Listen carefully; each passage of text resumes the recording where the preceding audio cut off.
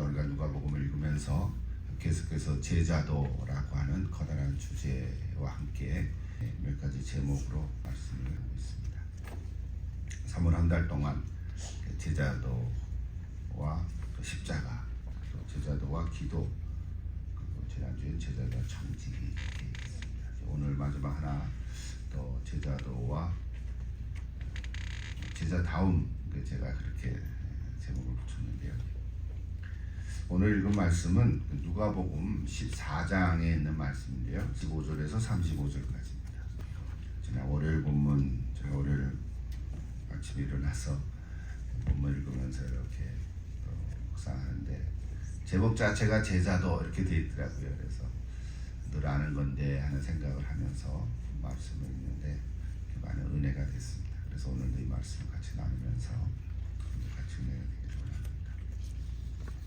아예 제자도라고 제목을 붙였는데, 여러분 제자가 된다는 것이 뭘까? 늘 이런 생각하잖아요. 제자가 된다는 게 뭘까? 다시 한번 말씀해주고 있는데요. 그래서 이런 생각을 들었습니다. 좀 이렇게 브레인스토어하는 질문인데, 대부분의 교회에서는 누구나 다 요즘은 제자라는 말을 쓰죠. 또 제자 훈련도 하고 제자 양육도 받고 뭐 그렇습니다. 그런데 혹시 이 제자라는 말을 오용해서 쓰는 것은 아닌가, 뭐 이런 생각이 문득 들었습니다. 제자라는 말을 우리가 얼마나 많이 씁니까? 근데 오용되어지지는 않은가. 물론 어떤 교회에서는 소정의 어떤 그 단기 과정을 밟으면 다 제자가 될 수 있다, 뭐 이렇게 얘기를 합니다. 그래서 하여튼 구호처럼 뭐 이렇게 얘기를 하는데, 뭐 저도 전에 그런 적이 있었는데요.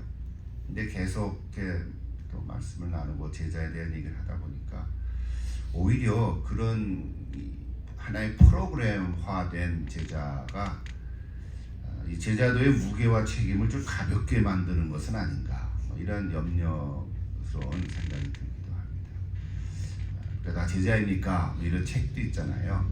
제자입니까? 근데 진짜 진정 내 자신이 제자입니까? 하는 질문 앞에 씨름하는 사람은 참 귀한 건데, 그렇지 않고 그냥 어떤 프로그램화해서 소정의 단기 과정을 밟으면 누구나 제자다, 뭐 이렇게 얘기하는 것은 좀 지양해야 되지 않을까, 이런 생각도 들거든요. 물론 누구나 다 예수님을 우리가 따르는 제자가 될 수 있지만, 그렇다고 누구든 다 제자가 될 수는 없는 거라고요. 또 누구에게나 다 열려 있지만 아무나 되는 것은 아닌 것 같아요. 그래서 오늘 3월 한 달, 또 4월 한 세 주 더 남아 있는데, 누가복음 읽으면서 여러분 전체로 7번 이렇게 제자도에 대한 얘기를 물론 짧게 할 수밖에 없지만 여러분도 한번 이렇게 정리를 해보시면 좋을 것 같아요. 그래서 제자가 진정한 제자가 되려면 무엇이 필요한가, 뭐 이런 얘기입니다. 오늘도 우리 매일 성경 세 부분을 나눠줬는데요. 이렇게 먼저 짧게씩 읽으면서 같이 이렇게 얘기를 나누면 좋겠습니다. 자, 25절부터 27절인데요. 같이 한번 읽을까요? 누가복음 14장 25절에서 27절. 한 목소리로 같이 읽으십시다. 수많은 무리가 함께 갈새 예수께서 돌이키사 이르시되, 무릇 내게 오는 자가 자기 부모와 처자와 형제와 자매와 더욱이 자기 목숨까지 미워하지 아니하면 능히 내 제자가 되지 못하고, 누구든지 자기 십자가를 지고 나를 따르지 않는 자도 능히 내 제자가 되지 못하리라. 제자가 되려면 이제 세 가지를 말씀해주고 있죠. 혈육, 가족뿐만 아니라 자기 목숨까지도 미워해야 된다. 이게 걸리죠. 일단 턱 들으면 뭐야, 가족을 사랑하라며 또 미워하래. 근데 여기서 미워하라는 말은 미운 감정을 품으라는 말은 아니잖아요. 좀 바꿔서 얘기하면 선택의 우선순위를 바로 정하라, 이런 의미죠. 선택이라는 말, 그냥 선택 빼도 우선순위, 내 삶의 우선순위가 어디에 있는가, 그거를 제대로 정하지 않으면 제자가 될 수 없다, 그런 의미잖아요. 가족은 그렇다라도 자기 목숨까지도, 그렇죠? 그러니까 정말 제자가 되려면 정말 예수님이 제일 첫째다. 이거를 놓지 않으면 제자가 되기가 얼마나 어려운가 그 얘기하는 거거든요. 또 자기 십자가를 지고 따르라. 이건 뭐 여러 번 얘기했죠. 자기 십자가를 지고 따르라. 그러니까 알면 알수록 좀 두려운 것도 생겨요, 그죠?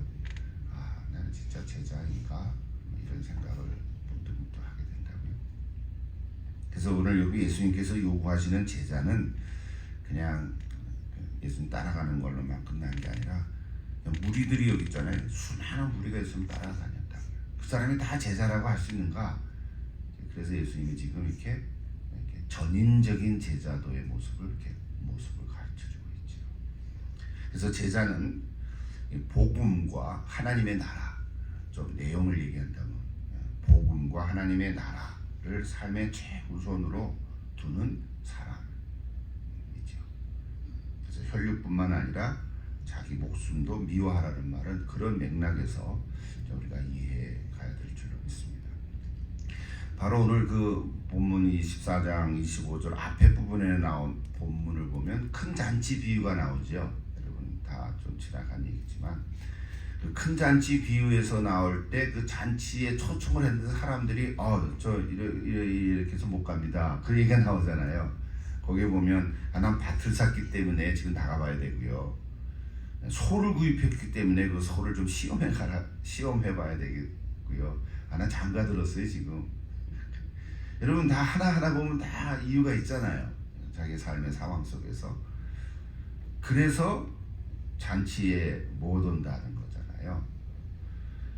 이유를 물어보면 다 그럴듯하고 다 이유가 있고, 근데 다 보면 다 가족의 대소사예요. 그렇잖아요. 밭을 사거나 또 소를 구입했거나, 요즘 현대말로 하면 뭐 다 그 적용할 수 있잖아요. 쉽게. 또 결혼을 했거나. 그거 하지 말라는 말이 아니잖아요. 그렇지 않습니까? 뭐 결혼하지 말라는 말도 아니고, 뭐 소를 사지 말라는 것도 아니고, 밭을 구입하지 말라는 것도 아니고, 여전히 똑같이 우선순위를 어디에 두고 있느냐는 거지. 그래서 우리가 잔치에 참여하는 일을 가장 중요한 가치로 여겼다면 비록 밭과 소를 구하고 결혼을 해도 잔치에 참여할 수 있을 거라고요. 오늘 저 여러분은 그거 할 수 있죠, 그죠? 좀 그 생각을 할 수 있잖아요. 내가 가게도 운영하고 직장도 다니고 뭐 자녀를 다 결혼도 하고 뭐 이런 일을 하면서도 여전히 나는 주님을 따라가는 제자라고 말할 수 있거든요. 그러니까 이게 큰 잔치 비유를 통해서 우리에게 주시는 메시지도 똑같아요. 내가 제자가 되려면 내 삶의 우선순위를 바로 정하라. 그러니까 우리가 그 제자의 가치를 갖고 있으면 실제로 나의 삶에 어떤 형편과 처지와 또는 어떤 일이 일어나더라도 그거를 제하고 다 엉망으로 만들어 놓고 제자가 되라는 말은 아니라는 것을 여러분이 좀 큰 그림으로 볼 수 있으면 좋겠습니다. 그래서 이 말씀의 핵심을 놓치시면 안 돼요. 예수님이 자기 십자가를 지고 가라 하는 말도 똑같죠. 실제로 나무 십자가를 지고 뭐 우리가 골고다로 가라는 그런 의미는 아니잖아요. 그런 의미는 아니죠. 우선순위를 잘 정하라. 그리고 좁은 문으로 들어가도록 했어라. 사실은 그게 좁은 문이죠. 쉬운 일은 아니죠. 그러니까 자기 십자가라는 것이 자기 삶에서 내가 이겨가야 할 어떤 그 자체가 고통은 아닌 거죠. 지난 목요일날 우리 제자도와 청지기 얘기했을 때 어떤 일에 대한 보상이나 대가를 바라지 않는 거죠.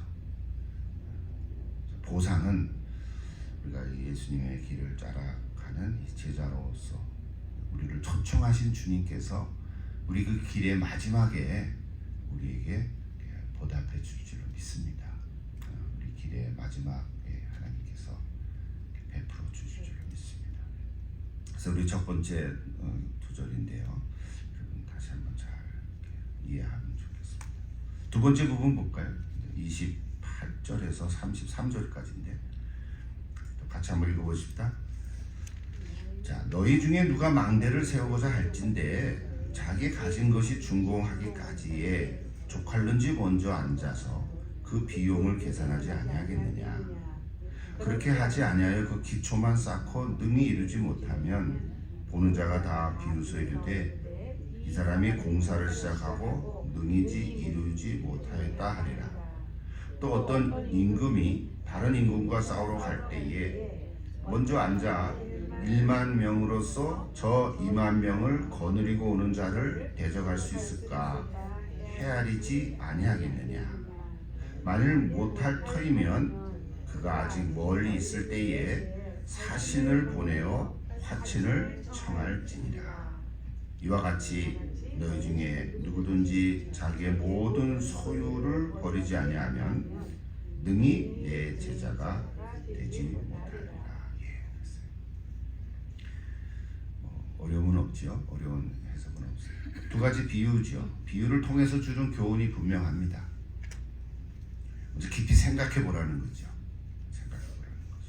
망대를 세우는 이가 건축 비용을 계산하는 것처럼, 그리고 전쟁을 준비하는 왕이 작전을 치밀하게 준비하는 것처럼, 혹은 화친을 해야 좋을까? 내가 2만 명, 그러면 3만 명 군사를 더 모집해서 대적해서 싸워 나가야 될까? 생각하지 아니하겠느냐는 거거든요. 그러니까 제자가 되려는 사람도 이와 같이 깊이 생각하라는 거예요. 숙고해야 한다는 거예요. 자, 비유의 핵심은 분명합니다. 물론 단순 비교는 아니죠. 단순 비교는 아니죠. 그 가치가 다르죠, 사실은. 가치가 어떤 것과 비교할 수는 없는 거죠. 그래서 오늘 두 번째 부분에서 예수님 우리에게 주시는 것은 제자도의 가치를 생각하라는 거예요. 모든 소유를 버리고도 괜찮은가? 그런 사람도 있지요. 이 땅에서 열심히 살다가 공부하고 또 자기 잡을 갖고 좋은 탤런트를 가지고 경험 많이 한 사람들도 어느 날 우리 식으로 헷가닥 해가지고 하나님께서 성령의 역사로 뻥 차니까 인도에 가기도 하고 아프리카에 가기도 하고, 도대체 우리가 생각할 땐 저 사람들은 뭐야 도대체가, 그 훌륭하게 참 음악도 잘하고 바이올린도 하고 세계를 돌아나 외교관 했던 사람들도, 제가 지금 이거 그냥 쉽게 지나가는 거 다 아는 사람들 얘기하는 거예요. 그런 사람들 뻥 차면 중국에 가서 선교한다 그러고, 선교한다는 건 내용을 들어보면 별거 아니에요. 가서 바이올린 가르치는 거고요. 가서 영어 가르치고 안수받은 목사 정도나 가서 목회를 하고 교회도 하고 이러는 거지. 그 선교 현장을 보면 진짜 다양한 사람들이 자기 직업을 가지고 다 헌신하거든요.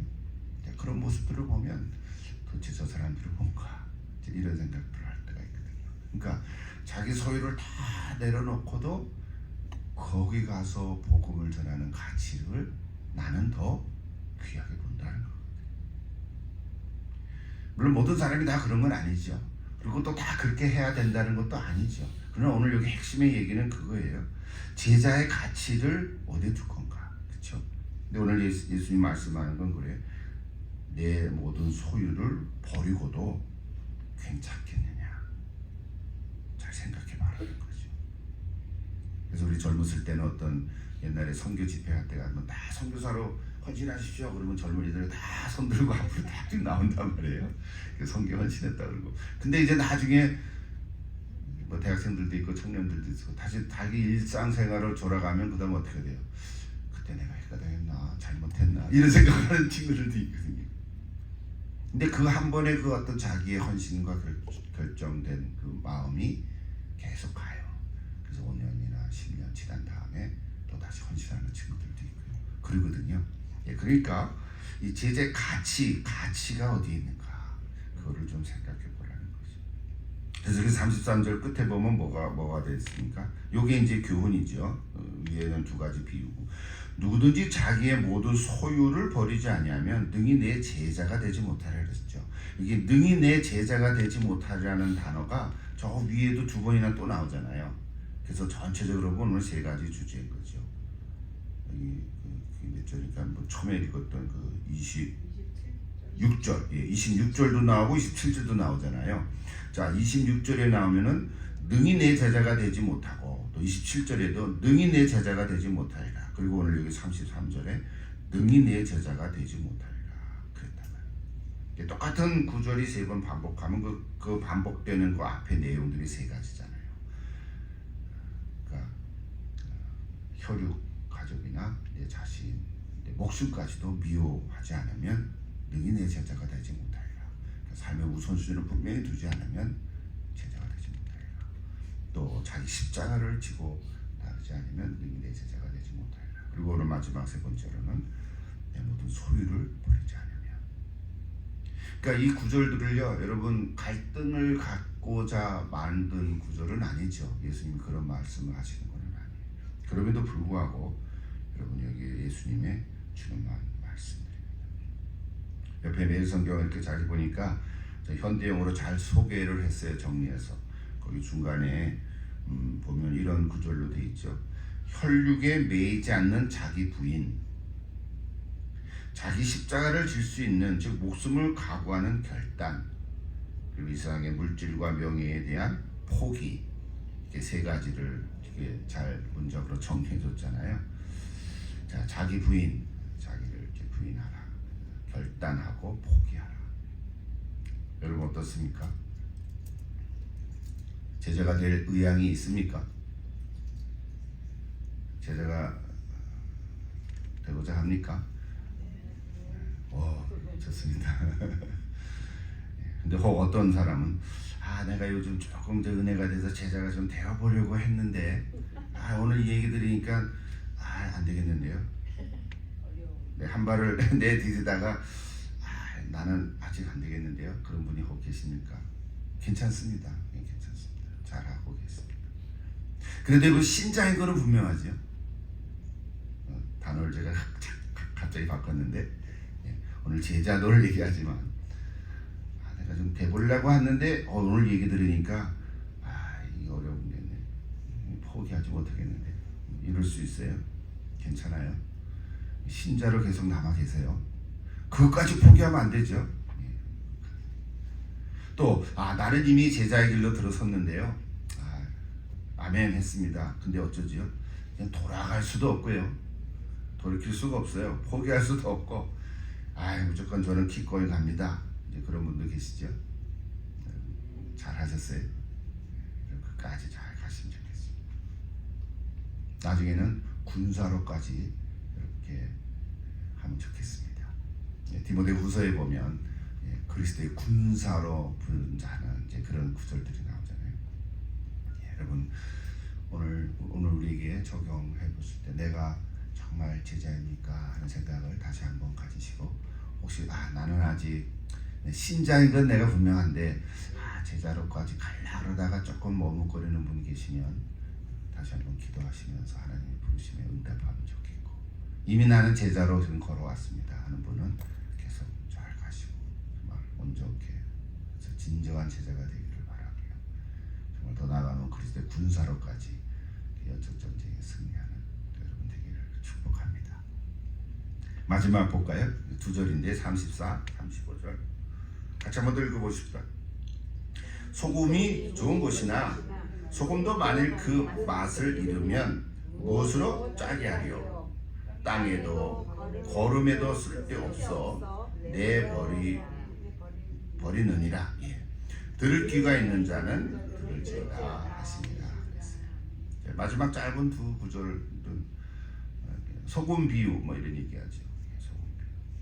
맛을 잃은 소금 쓸데가 없죠.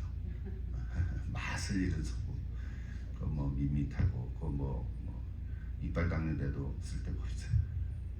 여러분 맛을 잃은 소금 요것도 앞에 있는 내용에 다 같이 좀 반복하는 의미가 있죠. 어쨌든 그러나 위에 얘기는 뭐랄까요? 그 제자의 가치에 초점을 뒀다면 여기 소금 비유는 그 제자 역할에 대한 얘기를 하고 있어요. 역할에 대한 얘기죠. 맛을 잃었다니까. 여러분 내가 제자 아직 신자였다가 제자로 되고 제자였다 군사로 가고 이런 용어들을 쓰는데 일단 오늘 핵심은 제자인데요. 제자가 된다는 것에 대한 역할이 중요하죠. 조금 아까까지는 제자가 되기 위해서 뭐가 필요하냐? 가치에 좀 핵심을 주었다면 이 소금 비유를 통해서는 제자 역할에 대한 얘기를 우리에게 좀 하고 있습니다. 그래서 오늘 제자도에 대한 큰 주제인데요. 오늘 여기서 보면 그냥 제자도라고만 썼거든요. 그래서 제가 이거를 묵상하면서 뭐라고 좀 제목을 붙일까. 그래서 제자도와 갑자기 제자다움 이런 단어가 생각이 났어요. 제자다움. 제자가 제자다워야 돼요. 그냥 이름만 제자라고 하면은 제자가 아닐 수도 있잖아요. 맛을 잃어버린 소금처럼. 제자가 제자다움을 잃어버리면 그건 제자가 될 수가 없잖아요. 그렇죠? 뭐 그런 이야기예요. 제가 그 묵상을 하다가 이 제목을 이렇게 붙이면 좋겠다. 제자도, 제자와 제자다움. 그럼 제자다움이라는 게 뭘까? 뭐 이런 얘기를 우리가 할 수 있는 거죠. 그러다 보니까 이제 막 머릿속에 묵상이 많이 됐어요. 답다라는 말을 생각하니까 참 이게 아름다운 단어예요. 뭐뭐 답다. 그렇죠. 그래서 사람은 사람다워야 되죠. 사람이 사람답지 않으면 어떻게 돼요? 개만도 못한 그렇게 되잖아요. 미안해요 강아지한테. 또 강아지는 강아지다워야 돼. 그렇죠? 강아지는 강아지다워야 되고 사람은 사람다워야 돼요. 요즘은 좀 어떤 나라에서는 너무 이상한 나라들 가운데서 강아지를 사람처럼 해가지고 강아지는 강아지지. 그렇죠? 그게 너무 지나치면 안 돼. 이것도 이제 구분이 분명히 돼. 그러니까 사람은 사람다워야 돼요, 여러분. 그렇지 않아요? 이거 너무 당연한 얘기예요. 이게 답답하는 묵상을 하니까 너무 좋은 거야. 이거 1시간 설교할 수도 있을 것 같아요. 사람다워야 된다. 그렇게 보니까 아버지는 아버지다워야 돼요. 어머니는 또 어머니다워야 돼요. 이게 역할이 혼동되면 가정이 이제 역기능적 가정으로 이제 전락하고 마는 거예요. 이거 상담도 하고 뭐 가정사역도 많이 했죠. 그러니까 아버지는 아버지다워야 되고요. 어머니는 어머니다워야 돼요. 또 자녀는 자녀다워야 돼요. 이렇게 생각하니까 군인은 군인다워야 되고요. 그렇죠. 군인이 정치하면 어떻게 됩니까? 이제 독재가 되잖아요. 전에 딱 경험한 거잖아요. 군인은 군인다워야 돼요. 정치는 또 정치인다워야 돼요. 이렇게 하니까 대통령은 또 대통령다워야 되고, 대통령이 대통령답지 않으면 그 대통령 하지 말아야지. 뭐 이런 얘기들이에요. 부족해도 내가 좀 부족한데 대통령이 됐습니다. 여러분 잘 도와주십시오. 전에도 얘기했지만 나라의 주인은 국민이라 그랬잖아요. 내가 국민을 잘 이렇게 돌보겠습니다. 이 대통령다운 거지. 국회의원도 국회의원다워야 되고요. 이렇게 얘기하니까 뭐 다 똑같아, 그죠? 판사는 판사다워야 되고 검사는 검사다워야 되고 이렇게 적용해 보십시오. 그러니까 모든 문제들이 좀 클리어져. 조금 나름대로. 어떤 판사는 판사답고 어떤 판사는 판사답지 못하고 이거 구분이 되잖아요. 개인적으로 누구를 얘기하는 게 아니라 이렇게 생각하니까 의사도 교사도 학생도 그러면 목사도 장로도 권사도 집사도 우리 교회 안에 있는 직분들을 생각하니까 이게 다 다와야 된다. 이게 역할이 참 중요하구나 이런 생각을 하게 됐어요. 여러분 다 그 맛을 잃어버리지 않는 사람들이 되기를 기도합니다. 우리가 다 교회 안에서 다 직분들이 있잖아요. 그래서 이게 다 와야 되겠다. 저도 그렇고요. 여러분도 그렇고. 다시 돌아오고 싶다 이제 정리해야 되니까 우리는 다 그리스도인들이에요. 그렇죠? 우리는 다 직분은 다 떠나서라도 직분은 다 내려놓으면 정말 내가 예수를 믿는 신자인가? 그리스도인인가? 신자는 신자다워야 되잖아요. 신자가 이게 신자인지 뭐라고 표현할 수 있겠죠. 그냥 사람인지 이러면 안 되죠. 신자는 신자다워야 되는 거죠. 오늘은 제자에 대해서 얘기하는 거니까 제자를 강조하는 거죠. 나는 아직 제자는 아니고 신자입니다 라고 생각하는 사람은요, 성경을 한번 읽어보시면 좋겠어요. 고린도후서 시간이 가서 요거는 한번 좀 이렇게 읽어보고 기도하고 마치면 좋겠는데, 고린도후서를 한번 가보십시오. 신자가 신자다워야 된다고 하는 그 표현이 있어요. 성경 구절 제가 찾아봤는데요. 고린도 후서 2장, 그래서 한 몇 절만 쭉 읽으면 좋겠는데 12절부터, 고린도 후서 2장 12절부터 한 17절까지만 같이 한번 한 목소리로 읽어보십시다. 내가 그리스도의 복음을 위하여 드로아의 이름에 주 안에서 문이 내게 열렸을 때 내가 내 형제 디도를 만나지 못하므로 내 심령이 편하지 못하여 그들을 작별하고 마게도냐로 가노라. 항상 우리를 그리스도 안에서 이기게 하시고 우리로 말미암아 각처에서 그리스도를 아는 냄새를 나타내시는 하나님께 감사하노라. 우리는 구원받는 자들에게나 망하는 자들에게나 하나님 앞에서 그리스도의 향기니 이 사람에게는 사망으로부터 사망에 이르는 냄새요 저 사람에게는 생명으로부터 생명에 이르는 냄새라. 누가 이를 감당하리요?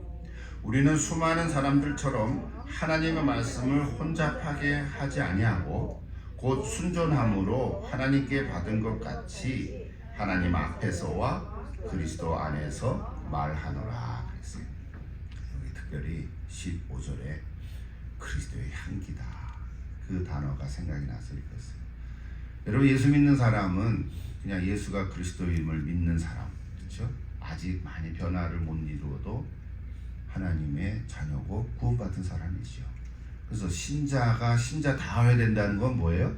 그리스도의 향기를 드러내는 사람. 그렇게 말하고 싶은 거예요. 뭐 여러 가지로 많이 얘기할 수 있죠. 근데 오늘은 짧게 그냥 한 단어로, 신자면 그리스도의 향기를 드러내는 거예요. 반면에 또 그리스도의 군사는 또 어떻게 할까요? 이것도 짧게 한 절만 읽어봅시다. 그러니까 디모데후서 2장, 조금 더 뒤로 가서요. 디모데후서 2장. 아까는 고린도후서 2장, 디모데후서 2장. 같이 한번 보십시다. 2장 1절부터 13절인데 너무 기니까 거기 1절부터 한 3절까지, 한 4절까지만 한번 같이 보십시다. 디모데후서 2장 이렇게 펼쳐놓고 여러분 나중에 쭉 읽어보십시오. 같이 읽어보십시다. 내 아들아, 그러므로 나는 그리스도 예수 안에 있는 은혜 가운데서 강하고 또 내가 많은 증인 앞에서 내게 들은 바를 충성된 사람들에게 부탁하라. 그들이 또 다른 사람들을 가르칠 수 있으리라.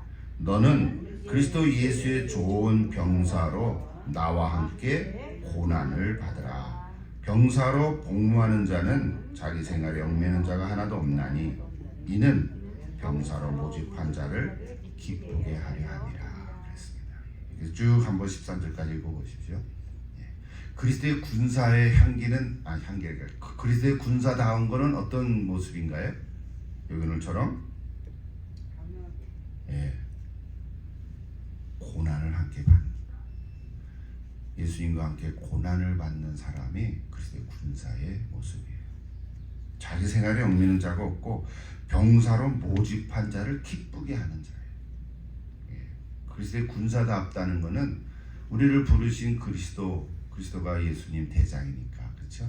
그 대장을 따라가는 군사인데 그 군사는 그리스도를 기쁘게 하는 사람. 뭐 이런 얘기를 다 하려면 한이 없죠. 그냥 오늘 다시 본문 들어와서 제자됨, 또 제자의 가치, 제자 역할, 오늘 두 가지 얘기를 다시 나눴습니다. 우리가 다 제자다운 사람들 되기를 원합니다. 우리가 신자든 군사든 다 포함해서 제자인데 오늘 이 제자도를 계속 묵상하는 가운데 또 누가복음을 통해서 참 은혜가 많이 있는 구절들이 있는데요. 오늘 특별히 제자다운, 그래서 오늘 저와 여러분 다 제자다운 제자가 되기를 기도하고 축복합니다. 같이 한번 기도하십시다.